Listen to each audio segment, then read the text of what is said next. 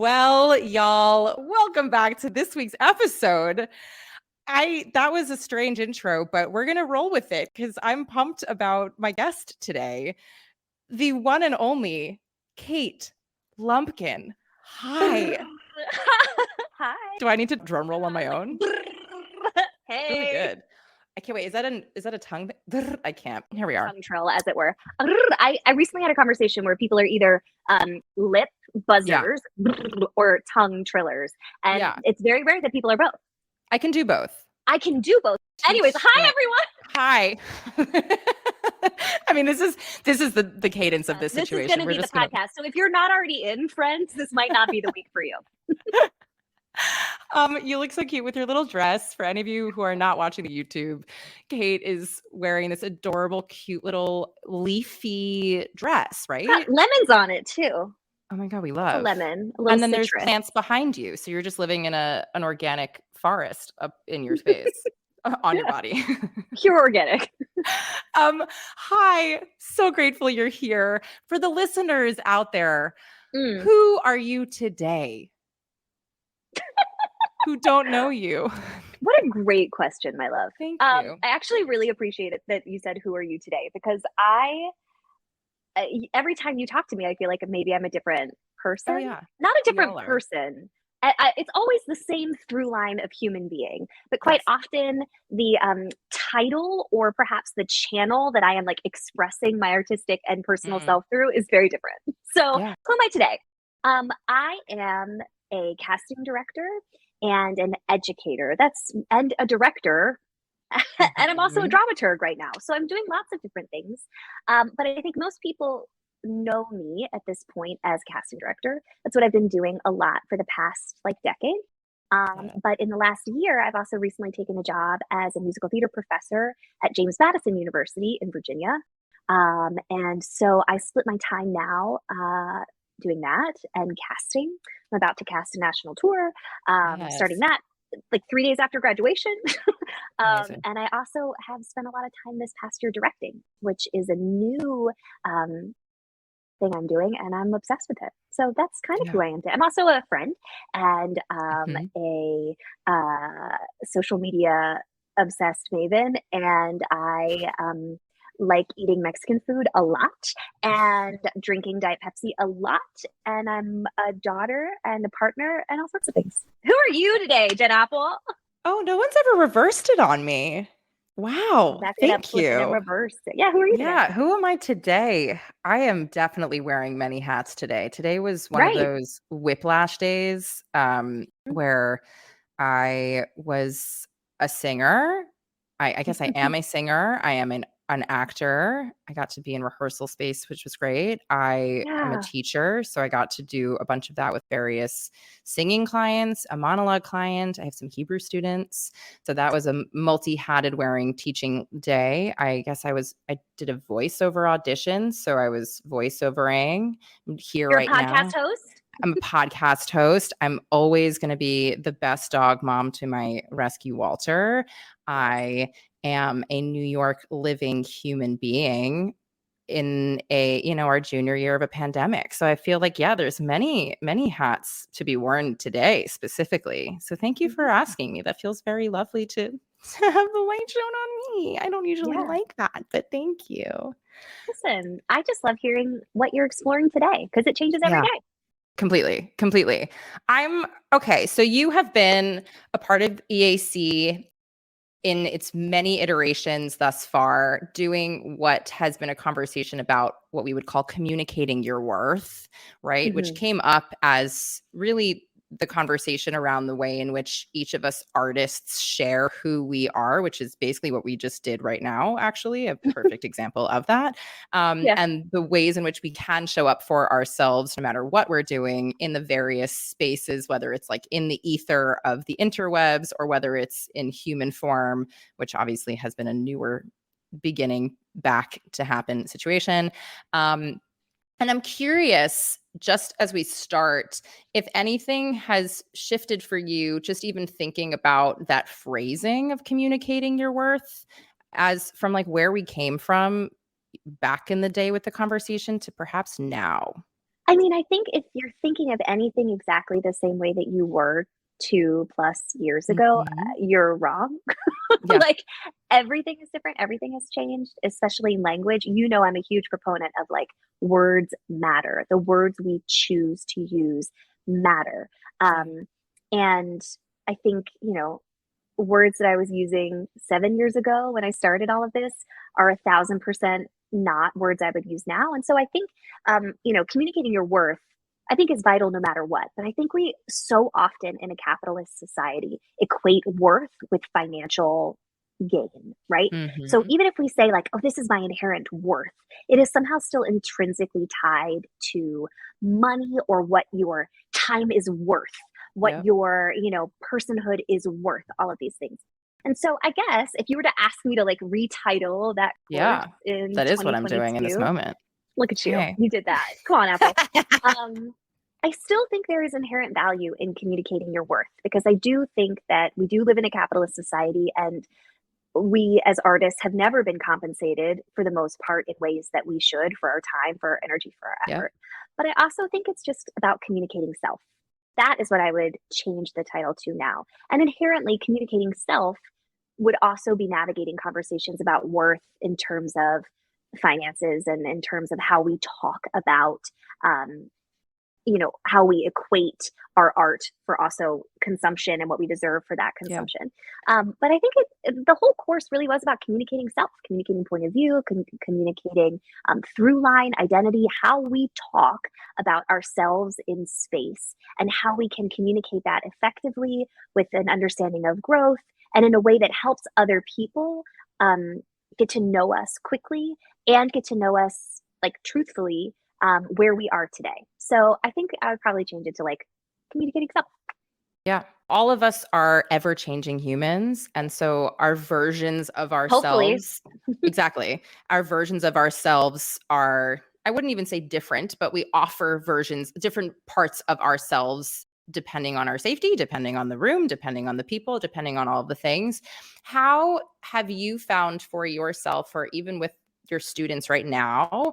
I don't like best or worst, but how have you found ways to investigate oneself generally, like to take an inward look besides therapy and besides all of the stuff that is that we know to be quote unquote helpful? Yeah. So I developed this activity that I now do with all of my students, and um, we do it every year. Like I encourage them, and I also encourage them to do this activity on their own time, like every week, every month, whenever they want to. But I call it the POV exercise, and it's basically an exercise that looks into the things that make you you. So we talk a lot about. Um, I don't want to like give away all of it. Yeah, of course. But in essence, we look at things that make you who you are. So the moments that have made you who you are throughout your life, good moments, bad moments, in between, those things that stick out on your timeline, what are they? What are the moments that have made you? And then we look at what I call your core. So, what are your values, your morals, the things that you would go out in the street and protest about and fight for? What are the things you believe in? For some people, that's like very faith based. For some people, it's like very not faith based. Right. It's what do you stand for? And then the last piece of the exercise is expression. How do you, as a human being, express those things that are your values and the moments that have made you? And everyone, of course, says, like, I'm a singer, I'm a dancer, I'm an actor. But also, how do you hug people? How do you cook? Hmm. How do you bake? How do you move your body through space? There's so many ways to express yourself. And then we kind of step back and we say, okay, how have these moments, these kind of core understandings and these means of expression, how do those shape your life and shape the way that you approach text, the way that you approach movement, the way you approach your instrument? And how do they make you intrinsically and inherently you? Because your version of that POV exercise will be wildly different than Right. mine because we do not have the same moments, even if we were identical twins who were raised in the exact same household with the exact same DNA and body, we would have to completely different, realities for those columns. So I think it's been really interesting. Every time I work with my students for the first time and we do this exercise, I say, when was the last time you ever sat down and thought about the ways that you express yourself or thought about the moments that have made you? And like a rock, every time they say, I've never done that before. Yeah. And that to me is fascinating, that we don't take the time to think about what are these pivotal moments, beautiful, awful, horrific, simple, that have fundamentally transformed the way that we look at the world. And why are we not taking the time to write them down and Yeah. explore them and understand them in a non-therapeutic way, just understanding that they exist and that they affected us, right? Um, and then figuring out how all of those things fit together to help us become the artists and person that we are. I love that so much. That's a tool I've been using. No, completely. First of all, thank you for sharing that.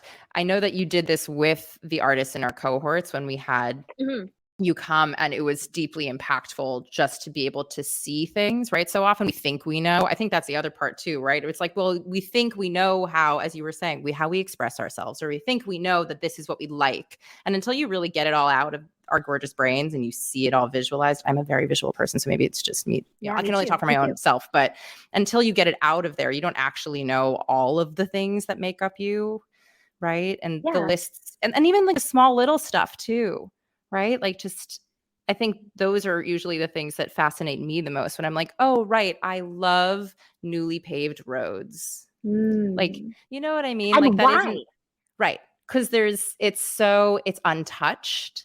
And there's something very fresh and clean and sleek and therefore sexy about it. And mostly the untouched thing. I feel like it's similar to when snow just falls and it's never been touched before. It's a similar like feeling. I guess I'm just like touching my hands. No one sees me, but that's so interesting. That's so interesting, right? I find that so fascinating because that says a lot about the characters that you're drawn to and that you want to play, the worlds that you might want to build, right? And simple things like you're saying, like I like the warmth of the fresh pavement, the smell, the texture, the cleanness, the fresh start. Like there are a lot of people who that is not their jam. They want an off-road, like dirt road with it, like a four-wheeler, right? Yeah. They want to like fuck it up, right? Like that's their vibe. Those are totally different things. Yeah. Totally different types of humans. But what's interesting is if both of you all read the same text, how would it be affected by those small details of things that turn you on and get you excited, or you know, make you feel safe or warm or whatever the thing is. Yeah, it's crazy. And it changes all the time. Like I do the POV exercise every time I teach it. And if you looked at my stack of papers, it's like wild to look at from when I developed the exercise to now. It's very different. Which is great. No, because I mean that means you're growing, it's growing, all of it. Yeah, and it also means I'm on top of my own shit, right? Like I know that the work that I want to direct, the things that I want to be a part of are probably very, very different than what I would have been excited by 3 years ago. And I know what I'm drawn to because I take stock in it. I keep checking in. I think it's really important. Yeah. And I think it goes back to this idea of, you know, as artists, I mean, we say it all the time, but it's very different when it's in actuality of truly, and I don't have the words for it because these words are all buzzwords, and I'm in the process right now of like struggling to find the words to replace unique, authentic, like all of those things feel really icky to me. The literal language, because we've actually like bastardized them, but all of those things that we try to get at, the like essence of the thing, really about why you are an artist and there is truly no one else in the entire world who is you, and that is exactly why we need you. You know, I think this exercise, you know, is something that really gets to the core of that, to remind you, if you were an off-roader and I was a sleek whatever driver and we had the same text, if I were to try to, I mean, granted, I do love an off-road too, so let's be clear, but if we were to go in for the same part, we would have things different. And that is the beauty of it. Like not trying to be the person who you aren't is not gonna, no one wins. Yeah. Or knowing who you aren't is interesting and exciting to play in that space too. And say like, I want to try that and play there, knowing it's going to make me uncomfortable. It's going to make me have to push some of my own boundaries. And if you have that awareness and you are still willing to play and go into that space because you feel safe enough to try it, that's also exciting, right? Yeah, completely.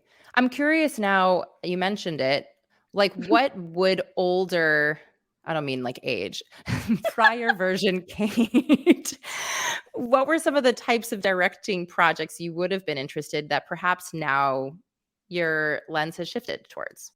Oh, I don't give a fuck anymore. My necklace, I don't know if you can read this, but it says "fuck it up." One of my We students love. made this necklace for me. I think like my whole life I've been a people pleaser. I've been Mhm. so deeply and quite frankly desperately um, desired approval from folks, and thought that there was like a way to attain perfection, even though I Yeah. preach like perfection doesn't exist. It's a societal construct. Like they will find that on my tombstone.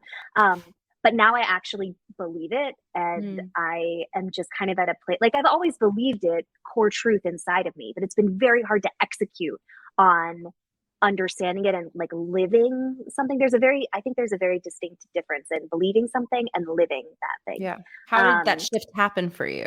COVID, Oh, okay. COVID, losing my entire business in 24 hours and Yeah. literally being sitting in an apartment having a realization that my entire identity, who I was as a person, who I was as an artist, all of those things were so deeply entrenched in work and my identity as insert title here. And when that all goes away and you are staring at yourself in your most depleted, depressed, Yeah. devastated state, and you have to say, who the fuck am I? And what do I want to be? And what do I want to do? And how do I want to live? Now I just say, fuck it up. So I'm really, really, really interested in um, pieces that either give me an opportunity to explore found objects and creating art from things that we Mm. already have acquired, our bodies. I'm very interested in movement based work and text that lends itself to movement.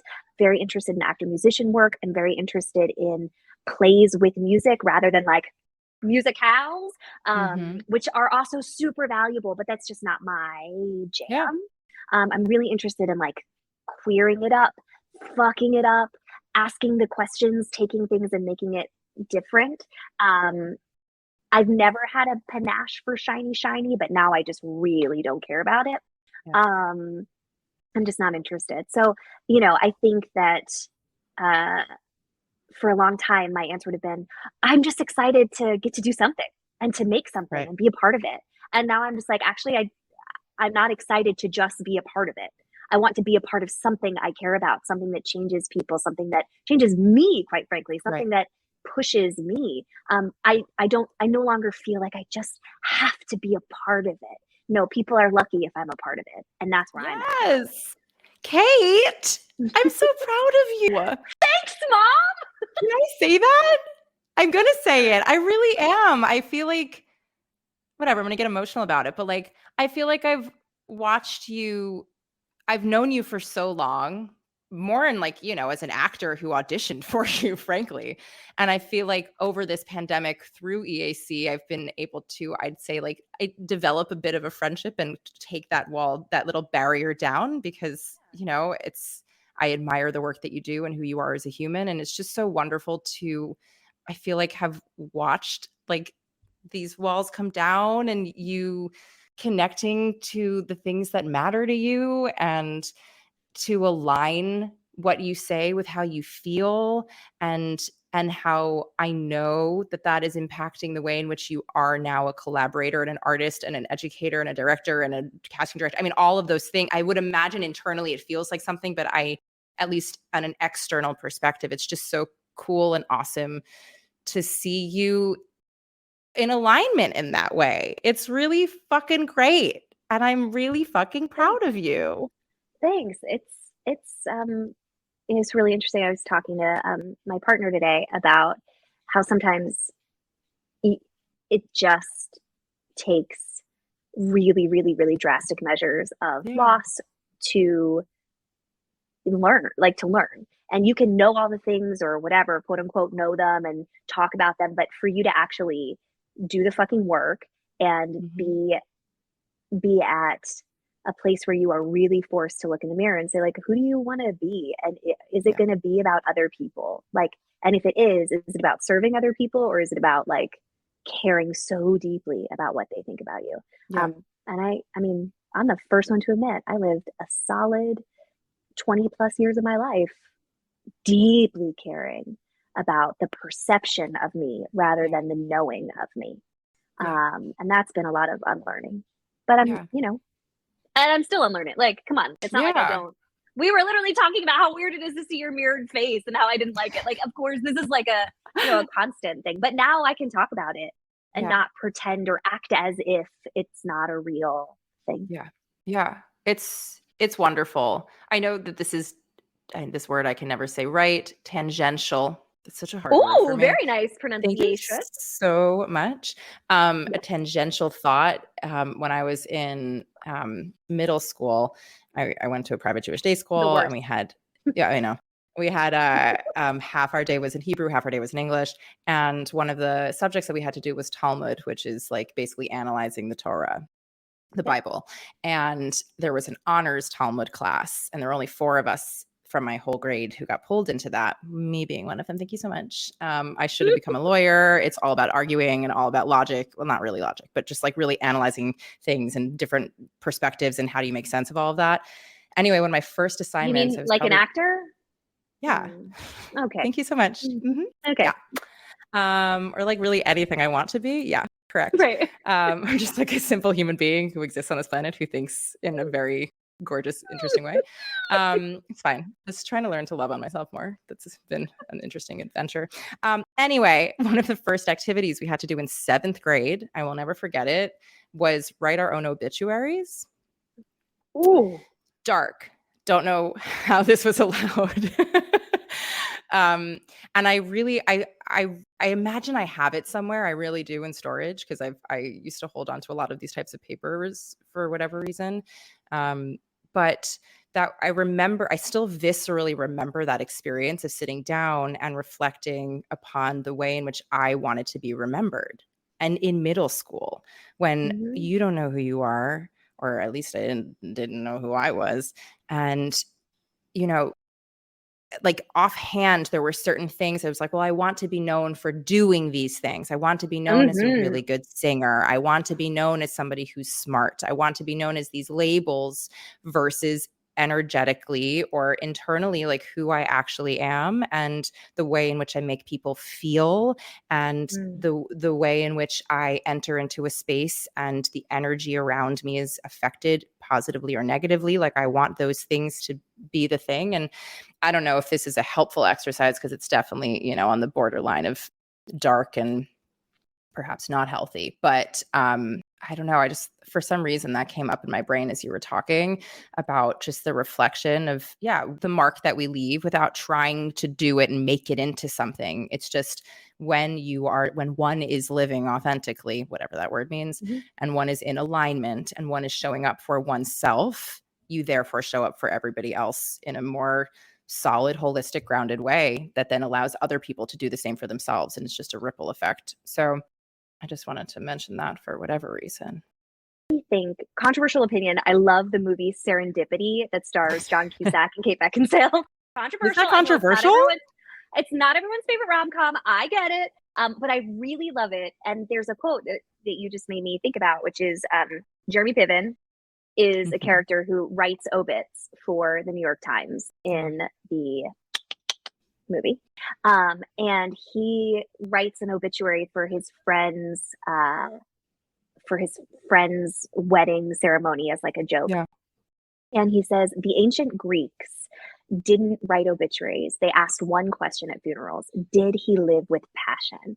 And I think that's why I love this movie because of that voice. It's a voiceover scene. It's so good, but it's an incredible monologue.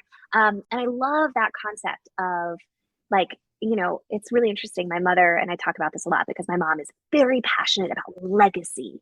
What have you left behind? What is your legacy? My mom is Alexander Hamilton in that way. Like, it's like very much like that's my mother in a nutshell.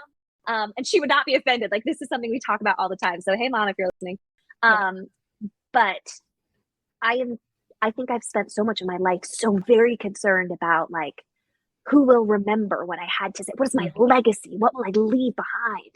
And I love the idea of like, no, we're not going to think about legacy beyond this step. Like, did this person live with passion? Right.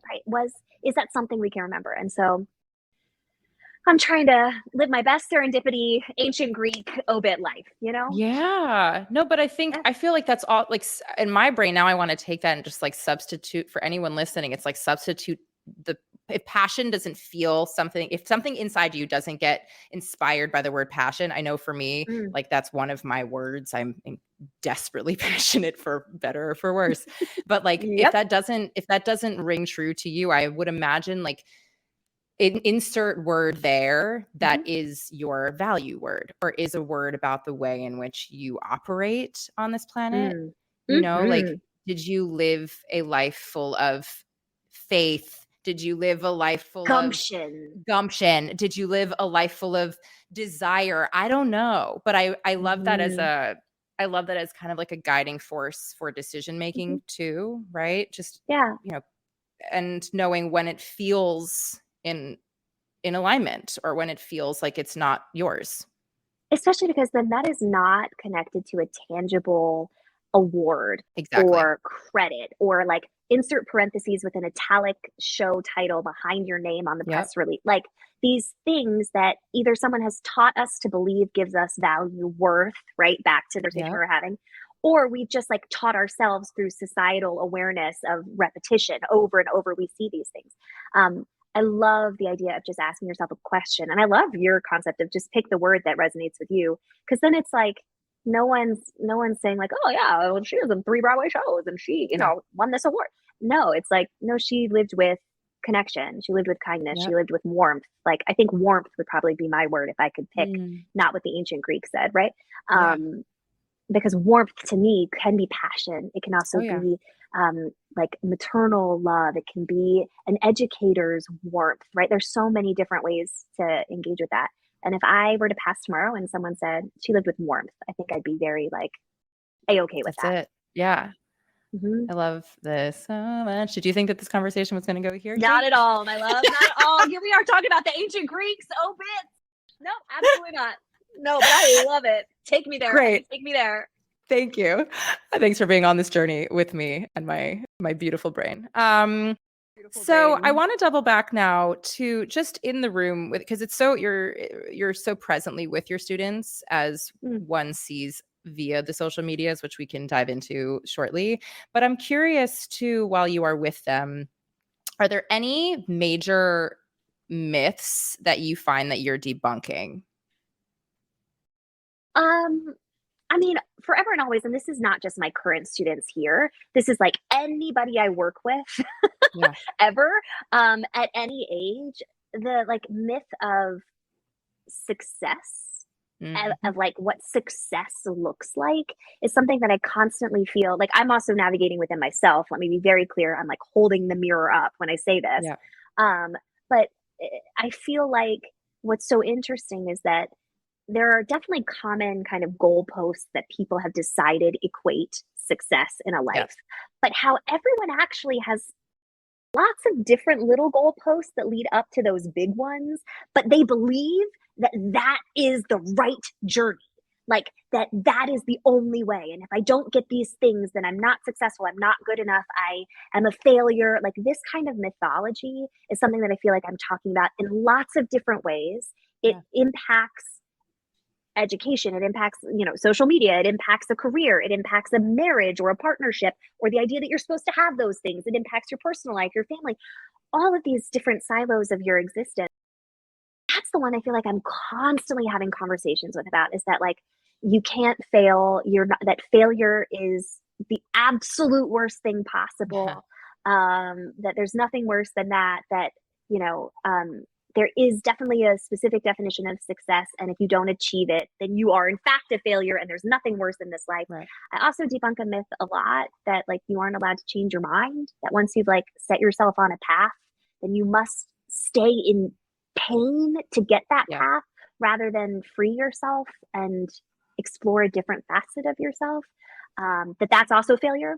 So we can't do that.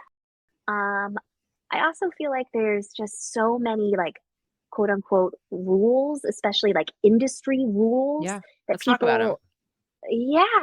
that people think that are totally real, that aren't. This rule that you're not allowed to communicate with people who potentially are in what we would call positions of power, right? Or have historically been known as positions of power, that you're not allowed to like talk to a casting director or reach out to someone, that you're not allowed to, you just kind of have to wait your turn and not, who said that? Yeah. Who said you can't hit send on an email? Yeah. But you would think like there is truly this mythology that like there is an untouchable force that you are not allowed to communicate with people. It's a lie. That's a lie. Yeah. There are boundaries, right? There are definitely ways to engage in those conversations, to also negotiate and navigate what other people's boundaries are that they have set for themselves. But to think that you are like not allowed to communicate is wild. It's wild, of course.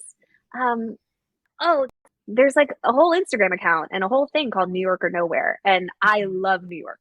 I moved to New York when I was 17. I love New York. But as the great musical company says, there's a time to come to New York and a time to leave. And I think everyone who comes to New York also needs to leave for a little bit and decide if they're going to come back or not, or what their journey looks like. But what's so interesting is there's this myth that you need to be in New York, LA, or Atlanta to be like a working actor. Or Chicago, but Or Chicago, absolutely, or Chicago. Though Atlanta is kind of the new Chicago in some ways. But yes, those four, right, are like it in the US. It's just not true. Especially in 2022, where we have all, for better or for worse, learned how to engage with auditions online and communicating in a digital space. I still have my agent. I still am casting projects for projects all over the world. I am able to teach at a college that I am so passionate about, and my students that I just like, I'm so passionate about them. But also, I'm in a space that's bigger than 600 square feet, which is what I've lived in for the last 15 years of my life. I have a car for the first time in my adult life. I learned how to drive a car. But the freedom that has come from that, I smell grass and see mountains. And for me, this is just like a huge learning. And it's making me a better artist, a better person. So I think the mythology that like you have to be in one city is just not true anymore either. Yeah.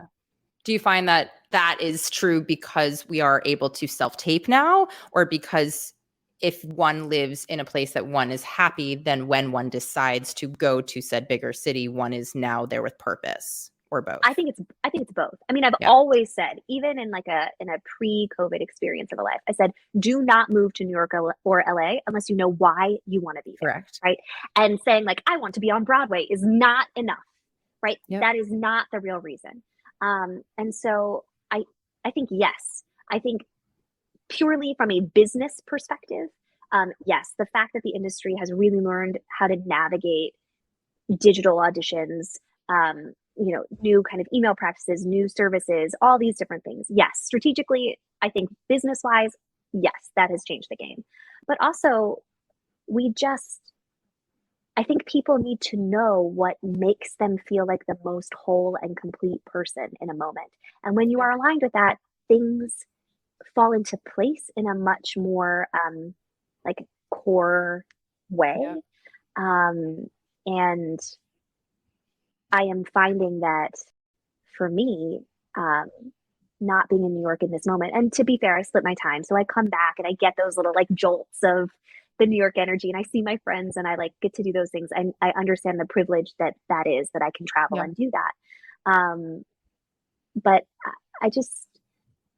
I want people to give themselves the freedom of knowing what makes them whole and engaging with that, and allowing themselves to be an artist wherever you are. Because there's really great art all over this country. Commercial art, if you're looking to get paid, it exists. It's not New York or Nowhere. Yeah.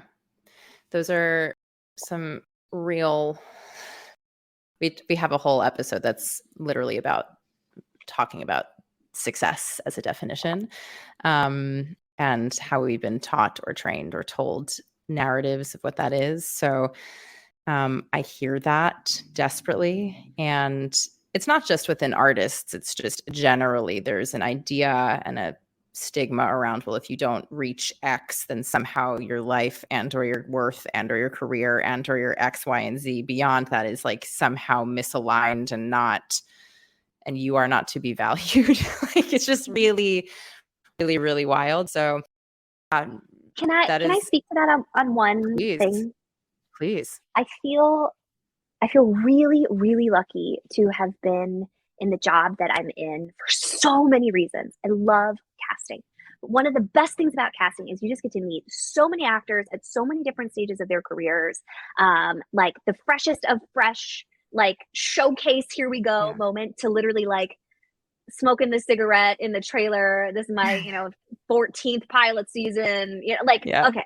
And what's so interesting to me is this thing that you're not saying that I'm just going to verbalize, which is like, if you don't get a Broadway show, you're not good enough. Like you're not a good actor. It's not aligned, right? Like this mythos of like, once I get my Broadway show, then I'm a valid actor. Like, then people will know, right?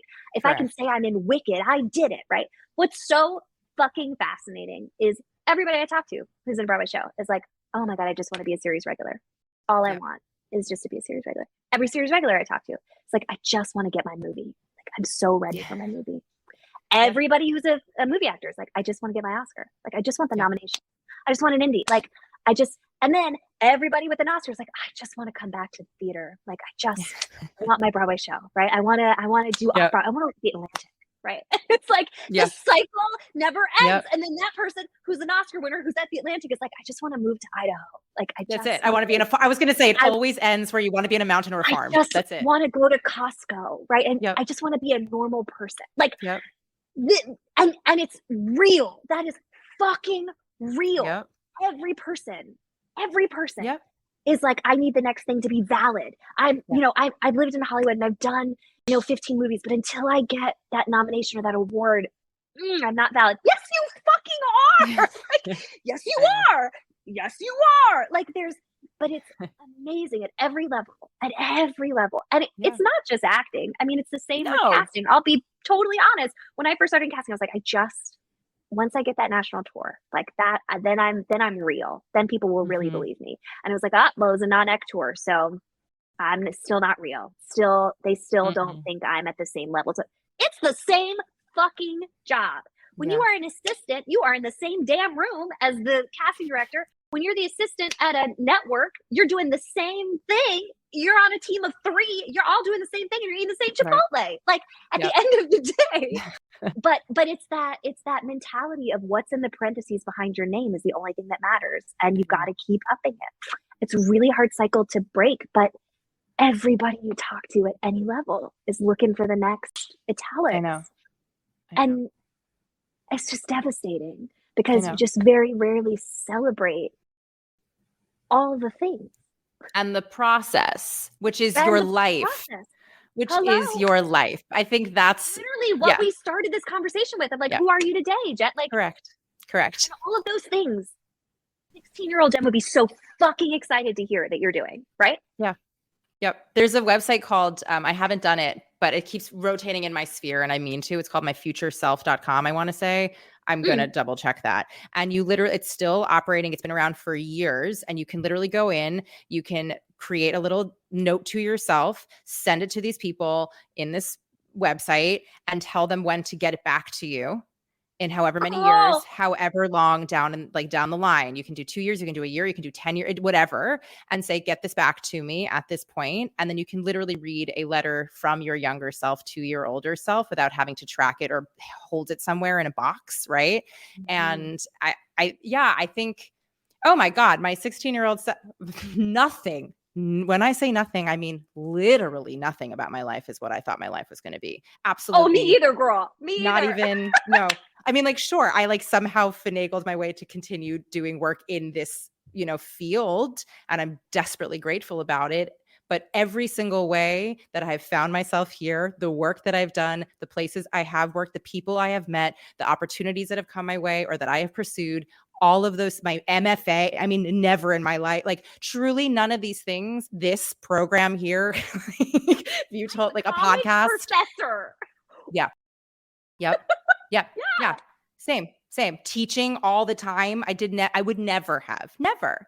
So I think that, I mean, we teach it all the time in EAC, but just not seeing all of these little steps as the thing. Like the life that is happening and I'm not saying I know what I'm doing or I do this well. I'm just saying that for me, my thing that I'm working on is really staying present in all of those moments. And my dog is the best way to keep me that way. Looking at him when he's like, I need to eat, I need to go out, I need to look at you, I need to love you. It's like, there's nothing more present than that. And it's the constant reminder of like, what am I doing in this moment to stay present? But oh my God, truly, like, you putting on the specific coat will depend how you feel outside when it's too hot or too cold, which then affects the way in which you live during that day when you are on your subway or you are in your car or you like meet a human being and now you're outdoors or indoors. And are you present now because all you're thinking about is your freezing body? I don't like, so, yes, yes, yes, yes. All of the yes to all of this. All of the yes.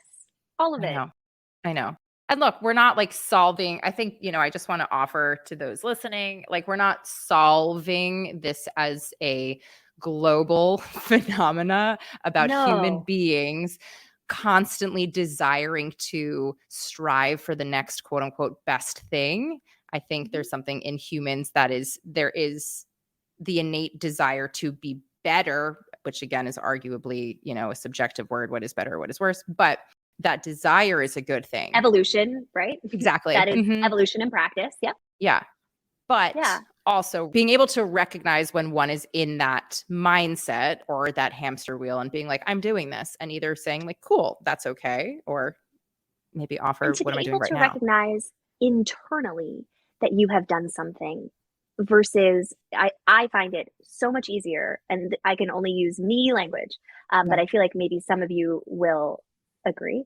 I find it so much easier to believe I've done something of worth or done something that is deserving of that like goalpost moment when somebody else tells me that it was good, when someone likes something, when someone gives me a compliment, when someone says, I want to give you this award, when someone says, I choose you, right? Like then I'm like, oh, I've done it.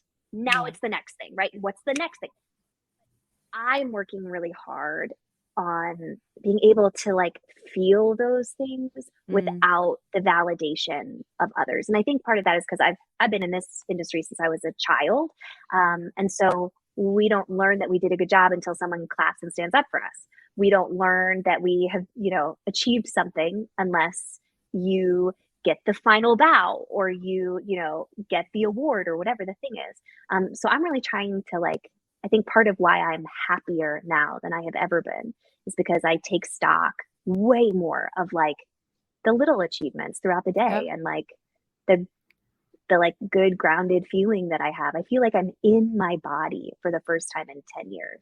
And I try to like give myself praise for that.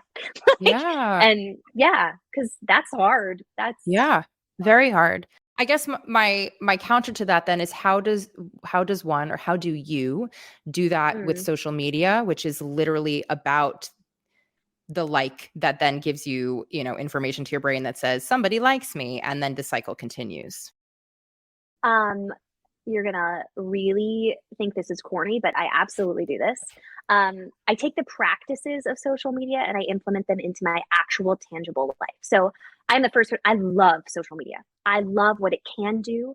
I also totally and inherently understand all of the problematic shit that comes with social media, and I have engaged with it, and it can be beautiful and awful and all the things, right? But I think we just have to honor that we do live in a time where that kind of external validation is important. It is something that is, especially people younger than us, have never known life without. Right. So how can we judge that that's just a part of their nature? But like literally now I double tap myself throughout the day. It sounds so corny. I like, for those of you not watching our first episode is with Alicia Albright, and she talks about tapping your heart light. That's literally what we talk about. It's like you literally take your two fingers and you tap. Yeah. So like when I'm proud of myself, when I'm doing something, I like give myself the like I will physically, tangibly like myself. I, give myself permission to get the validation that I need sometimes from social media and not punish myself for it or feel bad about it, but also find ways now to really practice, like verbalizing in real life to myself even, like, hey, these are 5 things that you did today that were pretty great. And like, they're not about how cute your dress is or, how high you sang or whatever. It's about things that you actually tangibly did for someone else or for yourself today. And I like to verbalize that. I keep notes about them for myself. Yeah, I also just try to verbalize all the time now when other people are doing great things and like making the practice of like actually talking to people about the things that make them awesome versus only doing that in a social sphere. Yeah. Yeah, it's hard though. And Yeah. also I don't think there's any shame in getting what you need out of that space as long as it's not the only space where you're getting and telling yourself what you need to hear. Does that make sense? Oh, yes. First of all, you don't need to ask, does that make sense? We as humans do this often, and what we say makes sense. So yes, totally makes Great. sense. Great. And I think it's just also about like diversifying the way in which you exist, right? If we just exist solely in like a metaverse or an interweb verse, then it's just like, then how are you in human form too? Also, in addition, or only without using the other stuff. I also have just become a lot better at using it as a tool for work and less as a tool for my personhood. And for a long time, they were so deeply intrinsically tied. And I think the last, 2.5 years have really taught me to know when I'm like using it for pleasure and fun and when it's like a work tool. And compartmentalizing those things has also been really helpful for me. Yeah. How do you do that for you?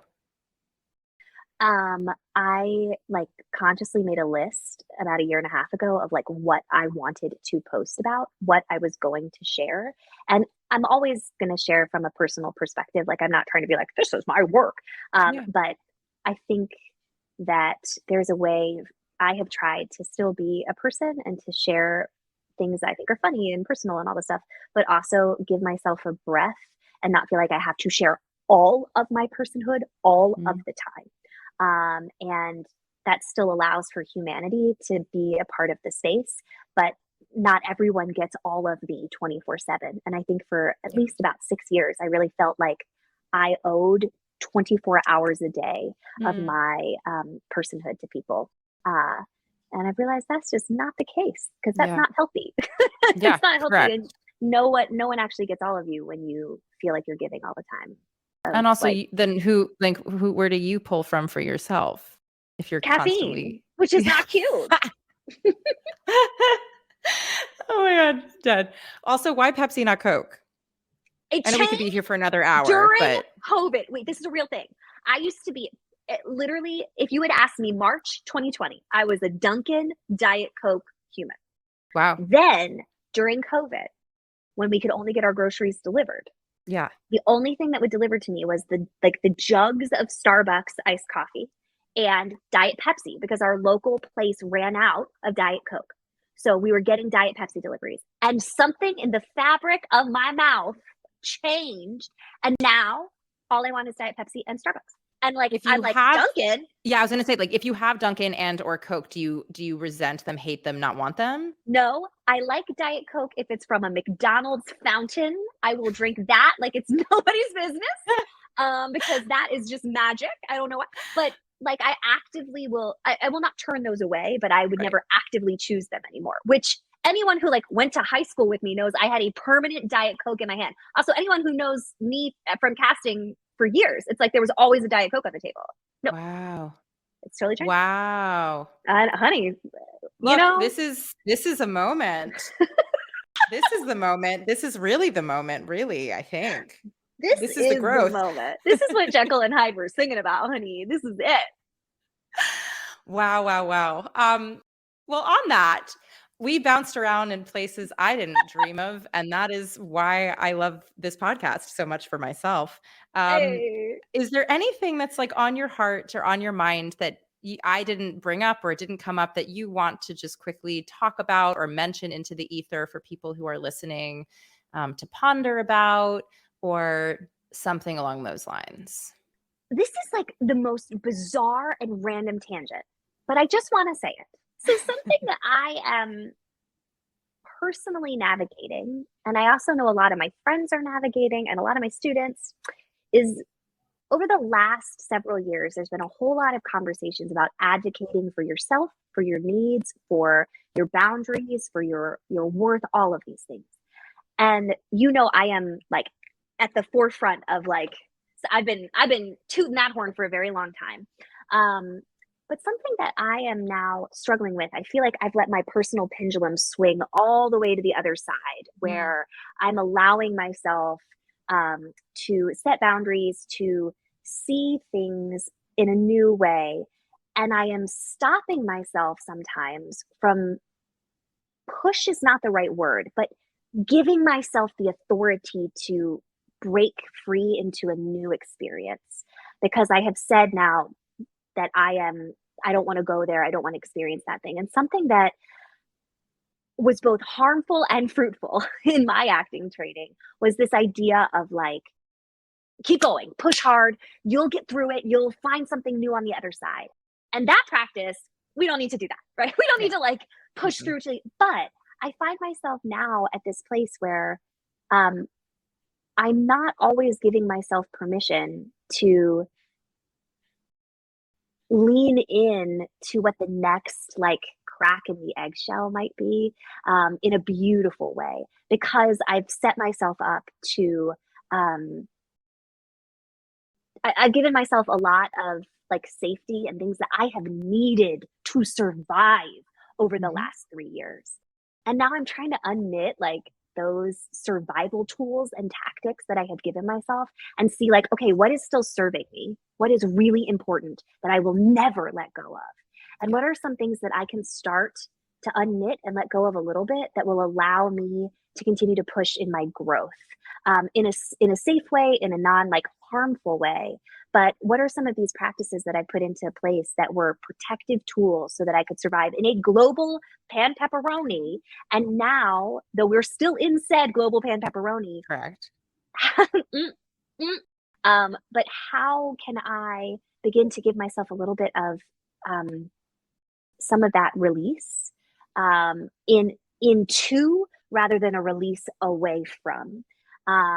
And that's a conversation I've just been having with a lot of people. And so I just wanted to put out there, if you're navigating this space too, you're not alone. And I think there's a lot of trying to relearn how to give ourselves permission to grow without hustle culture or like push until you hurt, sweat until you bleed. But like at some point to grow, you do have to push yourself sometimes. And how do we do that in a healthy, holistic way so we can still grow? And finding those new kind of places. I don't know if anybody else is feeling these kind of growing pains of like, how do we navigate that so we don't stay in stasis, but we also aren't engaging in harmful practices? How do we find that happy medium? I'm fascinated by this place in the journey. And so if anyone has any tips, tricks, tools, let me know. I mean, I guess my one thought or two, I don't know how many thoughts. I have a lot of 15 thoughts. Hit me with many thoughts. Is this idea, I mean, I desperately feel connected to what you just shared. But for me, if anybody knows me in like the pre, pepperoni life, I feel like next to my name would be the word hustle. Like Jennifer Apple is a hustler. I mean, and like I am a go-getter, doer, always doing. And this pandemic has been such a gift of time. I've been privileged, frankly, because of, whatever. But I went to Vermont for 6 weeks, both years, to ski and be in the mountains because that's my happy place, still quote unquote working remotely, right? Like doing these things and taking the time. And I think what I want to offer is that there's the lens of curiosity has been the game changer for me. And that when it starts to become quote unquote painful or uncomfortable or new or scary, which is a version of pushing oneself, being curious about the way it feels in your body, first and foremost, of like checking in with my heart and my soul and my feet on the ground. And how is this physically harming me? how is my heart rate feeling? Is this an excitement, a nervous heart rate? Like, where are we at? And there's no judgment in it, but being curious about the ways in which these things externally impact us internally. I think for me, that has been a really healthy way of analyzing when the push is actually in alignment with growth, rather than when the push is in alignment, rather like than something that is actually going to be harmful. And sometimes it's wrong, and this is a whole other conversation, but our intuition and our gut, especially as women who are sitting here, is so fucking accurate. And we've been taught and trained. Women, come on. Yeah, but we've been taught and trained to ignore it for all of the other reasons that we don't have the time to talk about, but it knows. And when your body and your gut and your soul and your heart and whatever part of your body is the thing that radiates the feeling, because we each have different parts of ourselves that shuts down or tightens up or whatever when something is happening, when that starts to get activated, if you are being honest with yourself and checking in with yourself with the curiosity mindset, not the judgment mindset, then that is what allows you to actually take those steps, or at least I have felt within myself. So I just wanted to offer that as like my way in. I think we're all in a version of that. We've all been and are still in trauma. We are in survival mode. And that takes a lot of work and effort and energy and purposeful focus to recognize what has become just habitual way of living in order to survive, and what is actually worth bringing along for the ride, and what is now something that we need to unlearn to just take off of ourselves again and don't need that particular form of armor. Yeah, those are my round thoughts for. I love them. I love that idea of curiosity. I think that's beautiful. Absolutely beautiful. Yeah. Thank you. I adore you the most.